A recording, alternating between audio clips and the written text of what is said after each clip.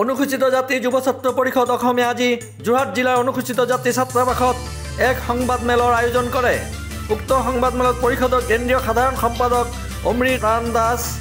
কেন্দ্ৰীয় উপসভাপতি মুক্তিনাথ দাস, হেমকান্ত দাস, প্ৰচাৰ সম্পাদক ৰেব হাজৰিকাৰ লগতে শিৱসাগৰ জিলাৰ সভাপতি দেৱেন দাস, যোৰহাট জিলাৰ সভাপতি দীপজ্যোতি দাসে অংশগ্ৰহণ কৰা সংবাদমেলত অহা 21 মাৰ্চৰ পৰা হ'ব লগা বিধানসভা অধিৱেশনৰ অনুসূচিত জাতিক কৰা প্ৰতাৰণাৰ বিৰুদ্ধে মন্ত্ৰী পীযুষ হাজৰিকা সহ অনুসূচিত জাতিৰ 8জন বিধায়ক ক্ৰমে বসন্ত দাস, প্ৰদীপ চৰকাৰ, নন্দিতা দাস, বিজয় মালাকাৰ, ভৱেন্দ্ৰনাথ ভৰালী, শশীকান্ত দাস, নিহাৰঞ্জন দাসক সজোৰে প্ৰতিবাদ কৰিবলৈ নেতৃবৃন্দই দাবী জনায়। লগতে বাজেটত অনুসূচিত জাতিৰ সৰ্বাংগীন উন্নয়নৰ বাবে 5,000 কোটি টকা এটা বিশেষ পেকেজৰ দাবী কৰিবলৈ বিধায়কসকলক মুকলি আহ্বান জনায়। অন্যথা মুখ্যমন্ত্ৰী ডক্টৰ হিমন্ত বিশ্ব শৰ্মা, মন্ত্ৰী পীযুষ হাজৰিকাৰ লগতে অনুসূচিত জাতিৰ উক্ত 8জন বিধায়কসকলৰ প্ৰতিমূৰ্তি দাহৰ দৰে প্ৰতিবাদী কাৰ্যসূচী ৰূপায়ণ কৰিব বুলি সংবাদমেলত ঘোষণা কৰে। যোৱা 10 মাৰ্চ তাৰিখে অসম বিধানসভাত অজন্তা নেওগে দাখিল কৰা 2025-26 বৰ্ষৰ বিত্তীয় বাজেটত অসমৰ প্ৰায় 40 লাখ অনুসূচিত জাতি মানুহৰ দীৰ্ঘদিনীয়া সমস্যাবোৰ সমাধান তথা উন্নয়ন আৰু কল্যাণৰ বাবে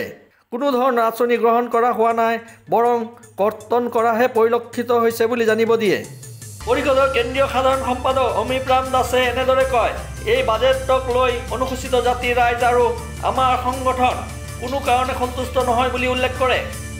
লগতে দাসে কয়, যোৱা 5 ফেব্ৰুৱাৰীত অসমৰ মুখ্যমন্ত্ৰী ডক্টৰ হিমন্ত বিশ্ব শৰ্মাক সাক্ষাতৰ সময়ত মুখ্যমন্ত্ৰীয়ে অনুসূচিত জাতিৰ সমস্যা সমাধানৰ আশ্বাস দিছিল। লগতে মুখ্য সচিব পৰ্যায়ত এক আলোচনাৰ কথা কৈছিল। কিন্তু এই সকলোবোৰ ফুটুকা ফেনত পৰিণত হৈছে। অসম চৰকাৰৰ বাজেট দাখিলৰ পিছদিনাই 11 মাৰ্চত পৰিষদৰ তৰফৰ পৰা গুৱাহাটীৰ তলত ধৰ্ণা দি মুখ্যমন্ত্ৰীলৈ পুনৰ স্মাৰকপত্ৰ প্ৰেৰণ কৰিছিল, কিন্তু কোনো গুৰুত্ব দিয়া হোৱা নাই বুলি আমাক জানিব দিয়ে। আন্দোলন কৰিলে বেয়া পায় বুলি মুখ্যমন্ত্ৰীজনে যদি আন্দোলন নোখোজে, তেতিয়াহ'লে এই দাবী তথা সমস্যাসমূহ অতি সোনকালে সমাধান কৰিব লাগে। অন্যথা অহা 21 মাৰ্চৰ পৰা বিধানসভা অধিৱেশন শেষ নোহোৱা পৰ্যন্ত অনুসূচিত জাতি যুৱ ছাত্ৰ পৰিষদে গুৱাহাটীৰ স্থলত আমৰণ অনশনত বহিব। লগতে ৰাজ্যখনৰ বিভিন্ন জিলাৰ সদৰতো পৰিষদৰ জিলা সমিতিসমূহেও অনুৰূপ ধৰণে প্ৰতিবাদী কাৰ্যসূচী ৰূপায়ণ কৰিব। আমি আজি সংবাদমেলখন অনুষ্ঠিত কৰাৰ মূল উদ্দেশ্যটো হৈছে অসম চৰকাৰে যিখন বাজেট প্ৰস্তুত কৰিলে, এই বাজেটখনত অনুসূচিত জাতি কেৱল প্ৰতাৰণাৰ প্ৰবঞ্চনা কৰিলে।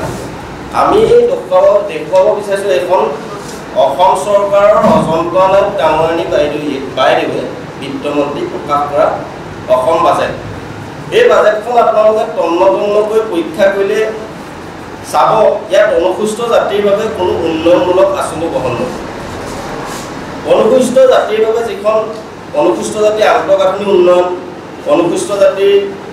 অঞ্চলৰ বাট পথ নিৰ্মাণ, দৰিদ্ৰ হিতাধিকাৰী উপাৰ্জনৰ ব্যৱস্থা কৰা, দক্ষতা বিকাশ, মীন ক্ষেত্ৰ উন্নয়ন, মৎস্যজীৱিক কল্যাণ, মহিলা সবলীকৰণ, শাৰীৰিকভাৱে সক্ষম লোকসকলক সুবিধা প্ৰদান আদিৰ ক্ষেত্ৰত যিখন আঁচনিয়ে সংবিধানে অধিকাৰ দিছিল যে অনুসূচিত জাতি উপ পৰিকল্পনা আঁচনি, অসম চৰকাৰে বৰ্তমানৰ বাজেটখনত এই উপ পৰিকল্পনা আঁচনিখন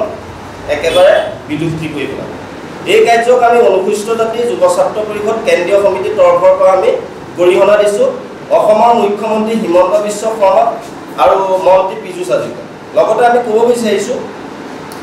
অনুসূচিত জাতিত সংৰক্ষিত সমষ্টিৰ পৰা 8জন বিধায়ক ইতিমধ্যে অসম বিধানসভাত তেওঁলোক বিধায়ক হৈ আছে। এই বিধায়ককেইজনক আমি দেখিবলৈ পাওঁ, এই বাজেট অধিৱেশনৰ সময়ত তেওঁলোকে অনুসূচিত জাতিৰ বিধায়কসকলে কেৱল নাকত তেল দি অকল বিধানসভাত টোপনি মাৰি থাকে। গতিকে আমি এই বিধায়কসকলকো সকীয়াই দিব বিচাৰিছোঁ, অহা 25 মাৰ্চলৈকে যিহেতু অনুসূচিত অহা 25 মাৰ্চলৈকে যিহেতু অসম চৰকাৰৰ বাজেট অধিৱেশন আছে এই বাজেট অধিৱেশনত যদি অনুসূচিত জাতি এই বিধায়কসকলে মাত নেমাতে আমি এই অনুসূচিত জাতি বিধায়কসকলৰ ঘৰ ঘেৰাও তেওঁলোকৰ প্ৰতিমূৰ্তি দাহৰ দৰে কাৰ্যসূচী গ্ৰহণ কৰিবলৈ বাধ্য হ'ম লগতে আমি এটা কথা ক'ব বিচাৰিছোঁ আমাৰ দাবীসমূহ যদি অসম চৰকাৰে পূৰণ নকৰে আমি অনুসূচিত জাতি যুৱ ছাত্ৰ পৰিষদে 21 মাৰ্চৰ পৰা গুৱাহাটী চচলত আমাৰ অনুসূচী কাৰ্যসূচী গ্ৰহণ কৰিম সন্মানীয় সাংবাদিকসকল আমাৰ অনুসূচিত জাতি যুৱ ছাত্ৰ পৰিষদৰ অসমৰ কেন্দ্ৰীয় সমিতিৰ তৰফৰ পৰা আপোনালোকলৈ বহুত অভিনন্দন জনাইছোঁ আৰু সমূহ অসমবাসীলৈ আমি সেৱা জনাইছোঁ আজি সংবাদমেলখন দিয়াৰ কেইটামান খুব গুৰুত্বপূৰ্ণ বিষয় আপোনালোকে সকলোৱে জানে আমাৰ অসম বিধানসভাৰ বাজেট অধিৱেশন চলি আছে বিগত সময়ত আমাৰ অনুসূচিত জাতি যুৱ ছাত্ৰ পৰিষদে আমাৰ এই অসমৰ খিলঞ্জীয়া 40 লাখ অনুসূচিত জাতিৰ কাৰণে আমি অহৰহ ধৰ্ণা ধৰ্মঘট প্ৰতিবাদী কাৰ্যসূচী আমি কৰি আহিছোঁ কিছুদিনৰ আগতে খুব দুখ লগা বিষয় কিছুদিনৰ আগতে সন্মানীয় অসমৰ মুখ্যমন্ত্ৰী হিমন্ত বিশ্ব শৰ্মা ডাঙৰীয়াক আমি কেন্দ্ৰীয় সমিতি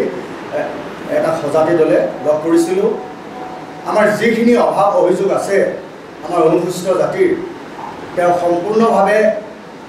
পূৰণ কৰিম বুলি আশ্বাস দিছিলে কিন্তু বাজেট অধিৱেশনত তাৰ কিন্তু ওলোটাটোহে হ'ল বাজেট অধিৱেশনৰ পৰা যিখিনি আমি তথ্য পালোঁ আমাৰ অনুসূচিত জাতিৰ কল্যাণ আৰু উন্নয়নৰ কাৰণে কোনো বিশেষ মানে কোনো আঁচনি গ্ৰহণ কৰা দেখা নগ'ল গতিকে অনুসূচিত জাতি যুৱ ছাত্ৰ পৰিষদৰ তৰফৰ পৰা এইটো গৰিহণা দিছোঁ আৰু আমাৰ সন্মানীয় পীযুষ হাজৰিকা ডাঙৰীয়া আমাৰ অনুসূচিত জাতিৰ এজন সুসন্তান হৈও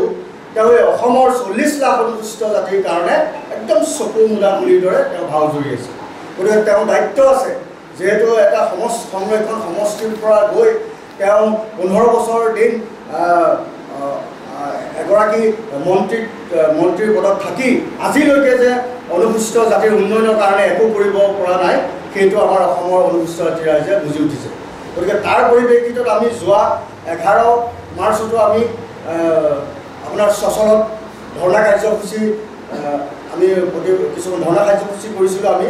আৰু প্ৰতিবাদী কাৰ্যসূচী কেইবাটাও কৰিলোঁ লগতে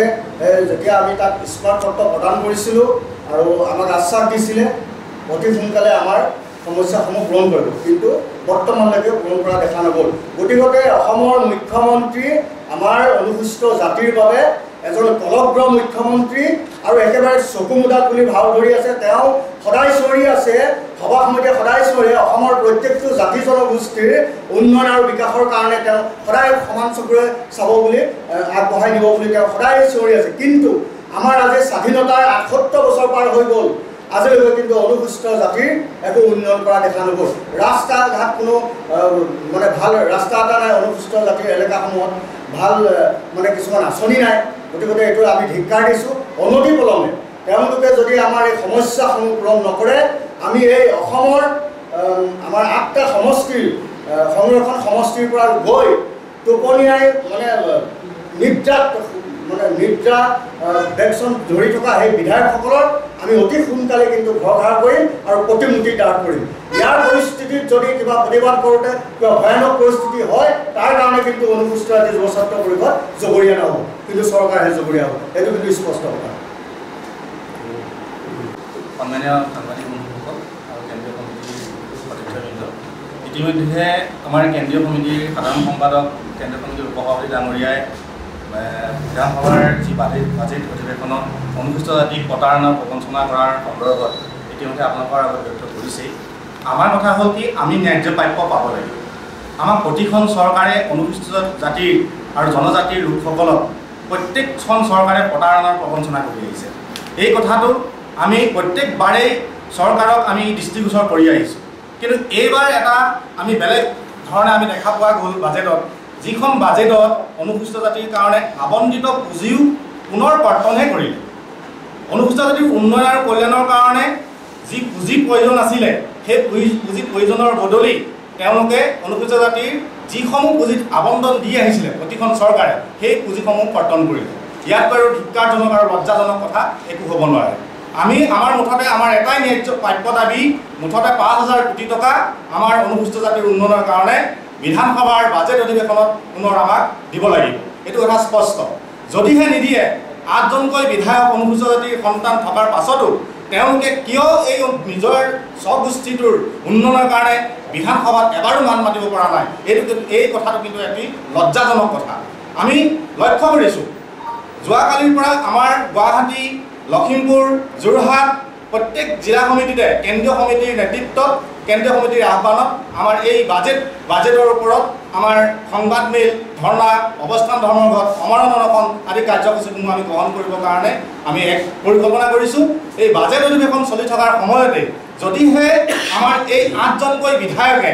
যদি আমাৰ এই বাজেটৰ অনুসূচিত জাতিৰ উন্নয়ন আৰু কল্যাণৰ কাৰণে এই 5,000 কোটি টকা আবণ্টন দিবলৈ তেওঁলোকে দাবী উত্থাপন নকৰে, তেতিয়া আমি প্ৰতিজন আমাৰ এই 8জন বিধায়কৰ ঘৰ ঘেৰাও কৰিম আৰু লগতে তেওঁলোকৰ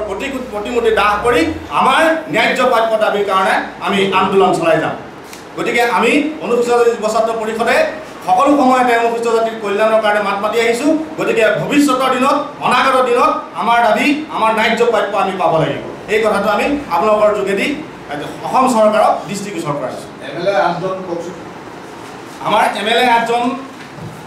আপোনালোকে নিশ্চয় জানে। MLA 8জন আছে। এজন বসন্ত দাস, প্ৰদীপ চৰকাৰ, নন্দিতা দাস, বিজয় মালাকাৰ, ভৱেন্দ্ৰনাথ ভৰালী,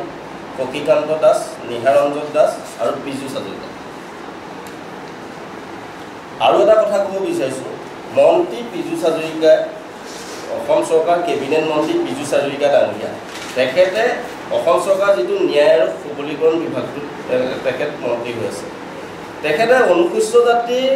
আজিলৈকে আমি নেদেখিলোঁ পীযুষ হাজৰিকা ডাঙৰীয়া যে অনুসূচিত জাতিৰ উন্নয়নৰ বাবে কোনো ধৰণৰ বিধানসভাত তেখেতে মাত মতা। আমি ইয়াৰ পৰা সুকীয়াই দিব বিচাৰিছোঁ পীযুষ হাজৰিকা ডাঙৰীয়া, যদি তেখেতে অনুসূচিত জাতিটোৰ বাবে মান নামাতে, গতিকে তেখেতে অনুসূচিত জাতিৰ সংৰক্ষিত সমষ্টিৰ পৰা তেখেতে বিধায়ক হোৱাটো বাদ দিয়ক। আৰু তেখেতে অনুসূচিত জাতিৰ যিখন চাৰ্টিফিকেট লৈ বিধায়ক হৈ আছে, সেই চাৰ্টিফিকেটখন তেখেতে চাইন দিব। যোৰহাটৰ পৰা উৎপল দত্তৰ ৰিপৰ্ট, মায়া নিউজ।